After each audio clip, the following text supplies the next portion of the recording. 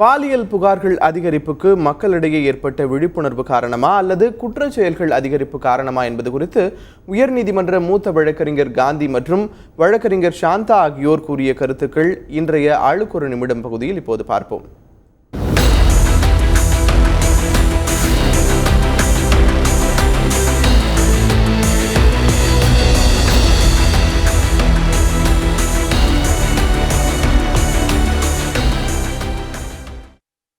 முப்பது ஆண்டுகளுக்கு முன்னாலே நம்ம ஜனத்தொகை பாதியாக இருந்தது. இப்பொழுது அதிகமாகிவிட்டது. பள்ளிக்கூடம் செல்கிற குழந்தைகளுடைய எண்ணிக்கை அதிகமாகிவிட்டது. இளைஞர்களின் படித்த இளைஞர்களுடைய எண்ணிக்கை அதிகமாகிவிட்டது. அத்தோடு உணவு பழக்கங்களும் தூண்டுகின்ற வகையிலே ஆன உணவு பழக்கங்கள் அதிகம் இருக்கின்றன. இவைகளையெல்லாம் குறைக்க வேண்டும். குறைப்பதற்கான வழியை நான் ஏற்படுத்த வேண்டும். ஏனென்றால் இன்னும் போக போக இன்னும் அதிகமாகிவிடுமோ என்கின்ற பயம்தான். பள்ளிக்கு செல்கின்ற குழந்தைகளை எல்லாம் நினைத்தால் மிக மிக பாவமாக இருக்கிறது. அது ஏன் என்று அவர்களை பிடித்து இந்த மாதிரியான ஒரு 10 குற்றவாளிகளை பிடித்து ஆராய்ச்சி செய்ய வேண்டும். ஏன் இவர்கள் இதை தூண்டப்படுகிறார்கள்?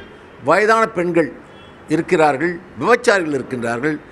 அவர்களெல்லாம் தேடி போகாமல் ஏன் குழந்தைகளை தேடி போகிறார்கள் என்பதை ஆராய்ச்சி செய்ய வேண்டும்.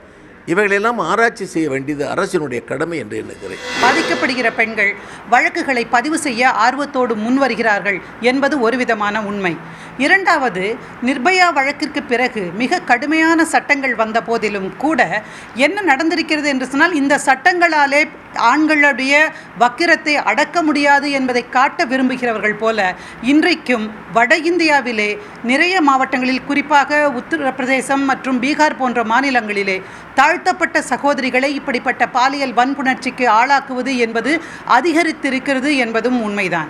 எனவே இந்த 2 காரணங்களால்தான் இன்றைக்கு பாலியல் வன்முறை வழக்குகள் பற்றிய செய்திகள் ஊடகங்களிலே அதிகமாக வந்து கொண்டிருக்கின்றன.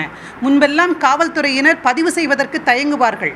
ஒன்று, பதிவு செய்வதற்கு முன்னதாக உங்கள் பொண்ணை ஏன் நீங்கள் இந்த மாதிரி கம்ப்ளைண்ட் கொடுக்க வைக்கிறீங்க, அதனால் கேவலம் தானே என்று அவர்களே சொல்லுவதும் சமூகம் அவர்களை இழிவாக பார்ப்பதுமாக ஒரு நிலை இருந்து வந்தது.